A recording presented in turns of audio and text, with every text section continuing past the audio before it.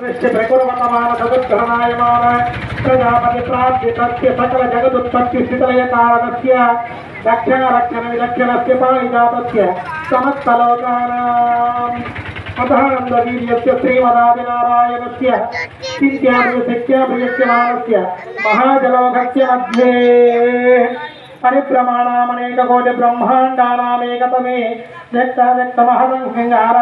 पृथिव्यापस्तेजो वायुव्याकाशाचारावृणैरावृते अस्मिन् हति ब्रह्माण्डखण्डयोर्मध्ये